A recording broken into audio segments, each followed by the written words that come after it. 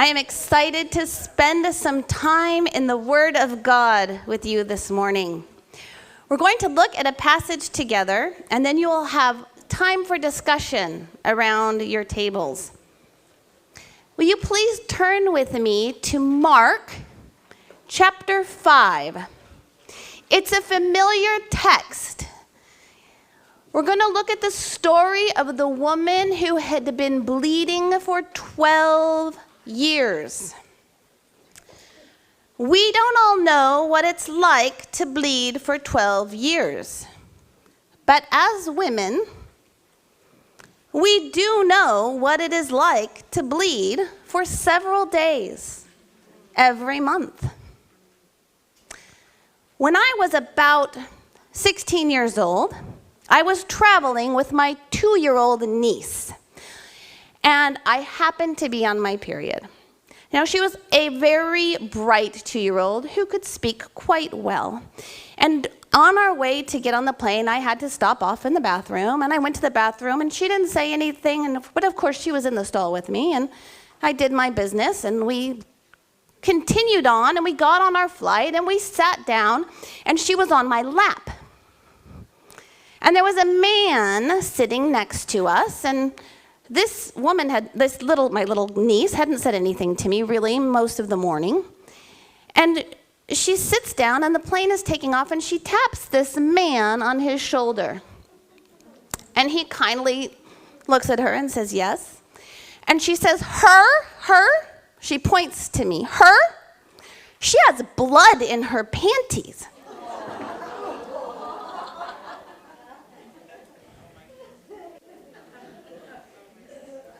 And while that shame for me lasted just a few hours of the flight, the woman in our story lived with even greater shame than that for every day for 12 years.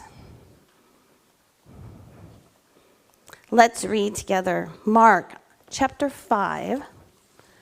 I'm going to start in verse 25. Now there was a woman who had been suffering from a hemorrhage for 12 years. She had endured a great deal under the care of many doctors and had spent all that she had. Yet instead of getting better, she grew worse. When she heard about Jesus, she came up behind him in the crowd and she touched his cloak. For she kept saying, if only I touch his clothes, I will be healed. At once the bleeding stopped, and she felt in her body that she was healed of her disease. Jesus knew at once that power had gone out from him. He turned around in the crowd and he said, who touched my clothes? His disciples said to him, you see the crowd pressing against you, and you say, who touched me? But he looked around to see the one who had done it. Then the woman, with fear and trembling, knowing what had happened to her, came and fell down before him and told him the whole truth. He said to her, daughter, your faith has made you well. Go in peace and be healed of your disease. Based on context, reading the stories around this story, we generally believe this took place in Galilee. And we can safely assume that this woman was Jewish, which means that her constant bleeding would have made her unclean. Permanently, continuously unclean. She would have been a social outcast. No one would want to be near to her, because if they would be near to her, they would be unclean too.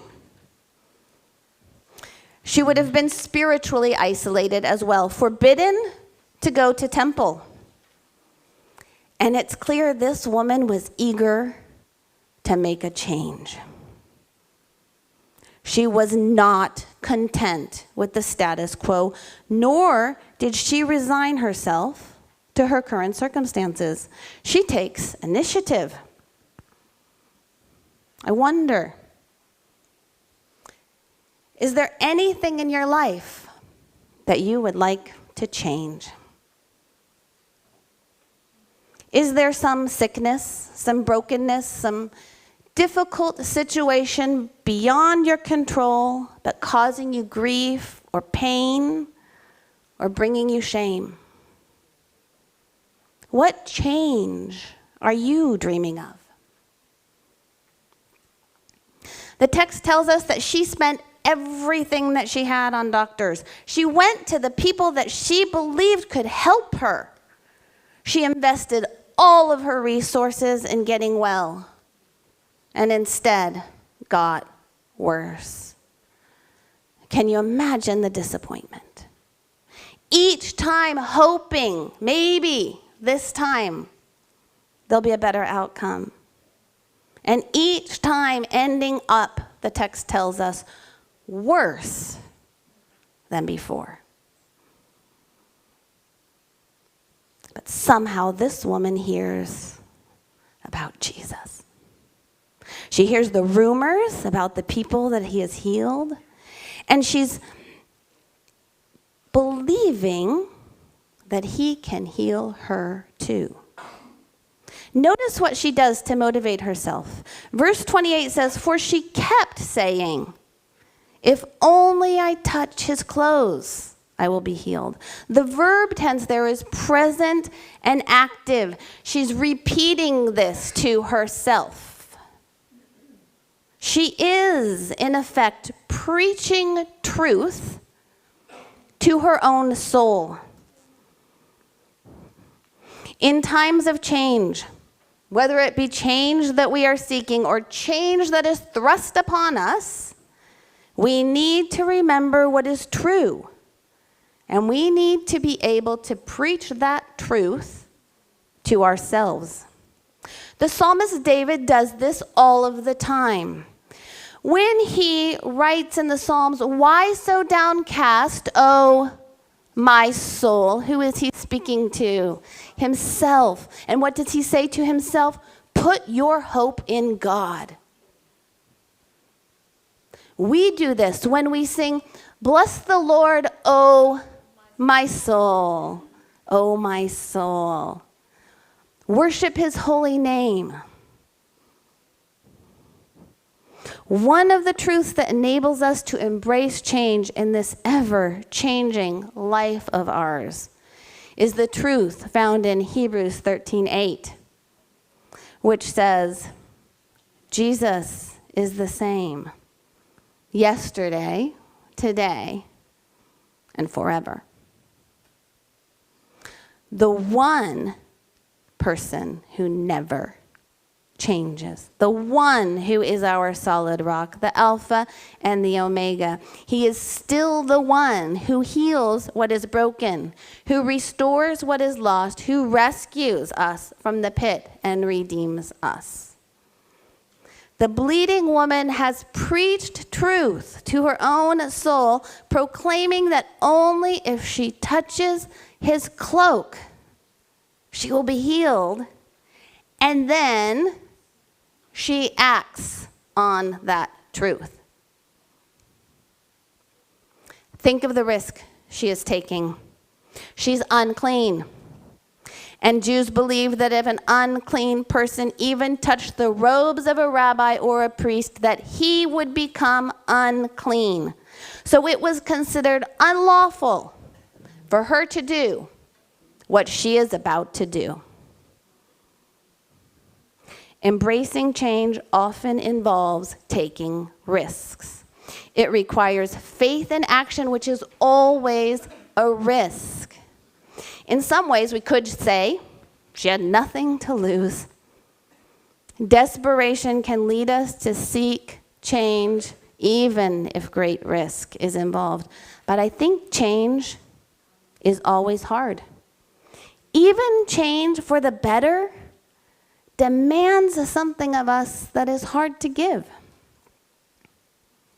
The woman in our story had been living an extremely isolated life for 12 years. And many of you probably know that this story interrupts another story. This story interrupts the story about a man named Jairus who has come to Jesus to advocate for his 12-year-old daughter who's dying.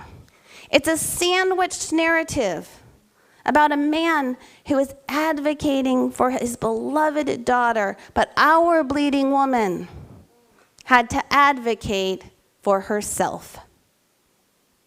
And this is something we all need to know how to do, but it can be scary.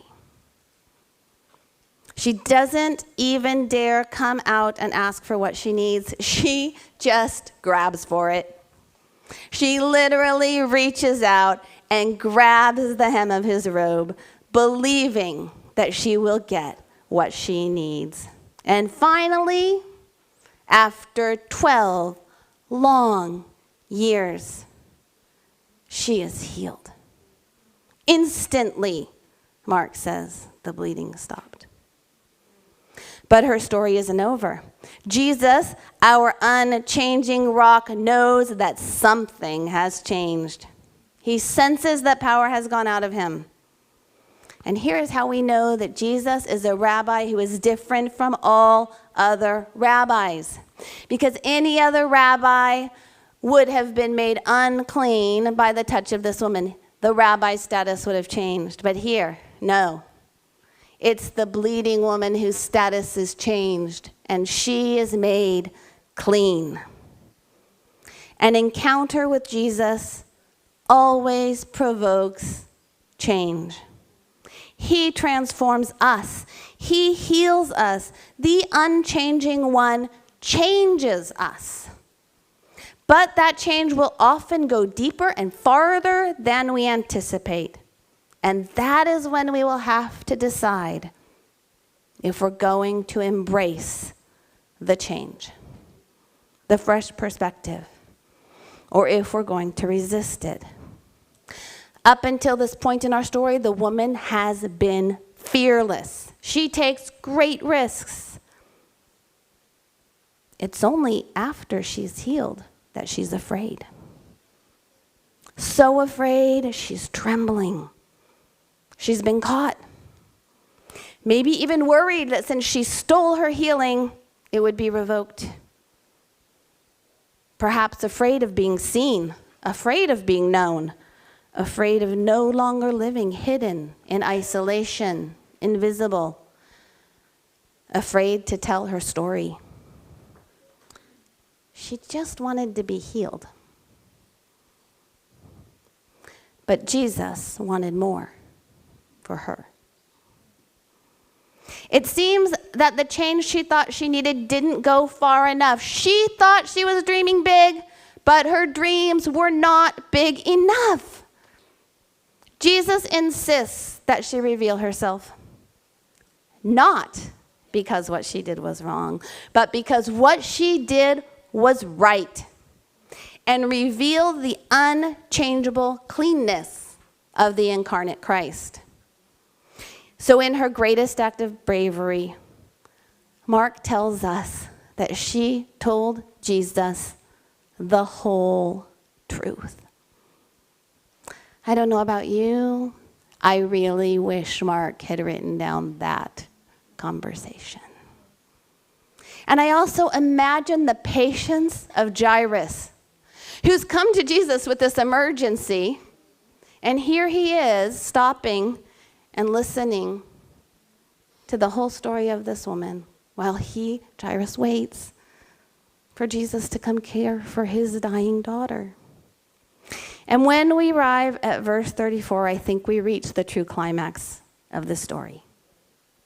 Verse 34, he said to her, "Daughter, your faith has made you well. Go in peace and be healed of your disease." First, Jesus calls her daughter.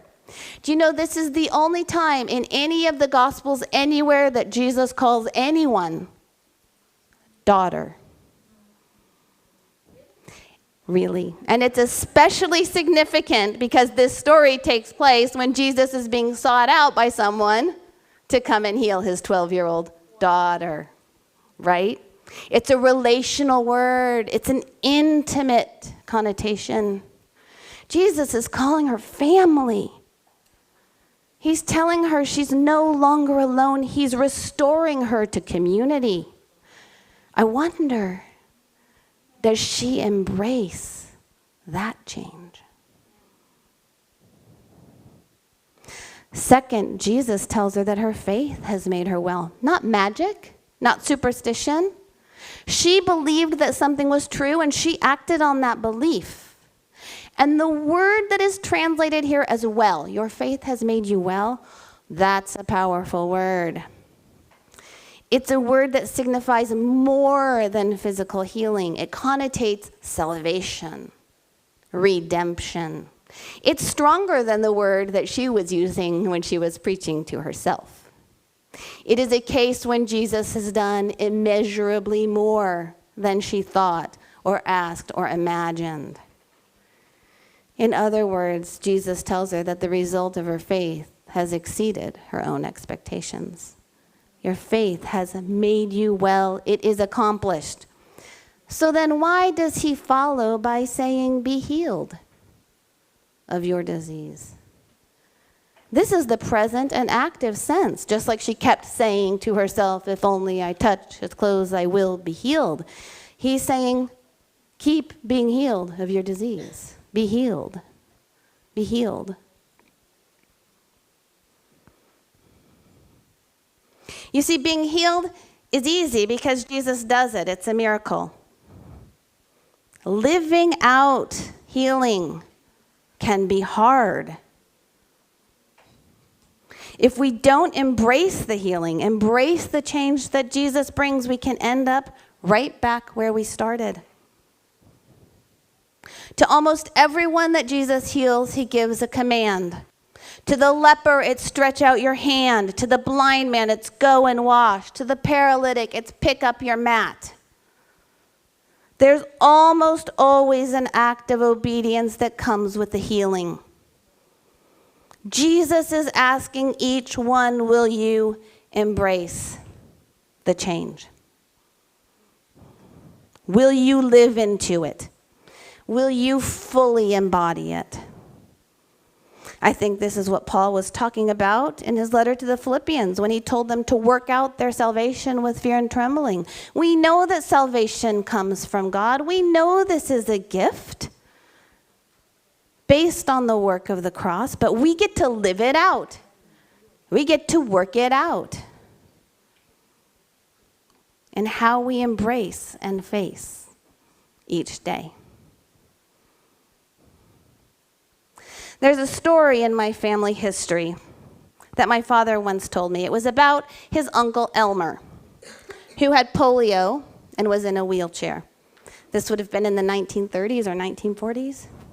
And one night, Uncle Elmer and Aunt Virginia went to a big tent meeting with a traveling preacher. And a traveling preacher prayed for Uncle Elmer, and do you know what? He got up and he walked, and he was healed. And his neighbors threw a party, and it was this amazing thing. And there's a picture of the party with Uncle Elmer standing up in the wheelchair somewhere in the background. But for 3 weeks, my Aunt Virginia just said, I don't believe it. I don't believe it. I don't believe it. And 3 weeks later, Uncle Elmer was back in the wheelchair for the rest of his life. Embracing change can be hard, even when it's good. When we encounter Jesus, we will be changed. And he will give us the same charge. Go in peace and be healed of your disease. Live into that healing. So let's have faith to believe that the healing is real and that the one who never changes can change everything. I'm going to give you some time to interact with each other now around your tables. I'm going to put several questions up here. And I want you just to take some time first to read through them. I don't want you to feel like around your tables you have to go through and answer each question. I want you to talk about the ones that are most resonating for you. Where is the Lord speaking to you? What is the Lord saying to you? And then I'd invite you to take some time and to pray also for one another.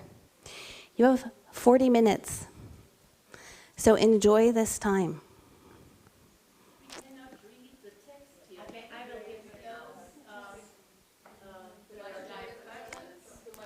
I'll also read them, but yeah, let me read them to you. One is, what change are you dreaming of? She's changing it. What change are you dreaming of? What risks might you have to take to pursue that change? The bleeding woman had to advocate for herself. Is there an area in your life where you need to be your own advocate? How does it feel to advocate for yourself? What truth do you need to preach to your own soul? What would it look like to put your faith in action? And what changes has Jesus made or is Jesus making in your life? And how can you embrace that change?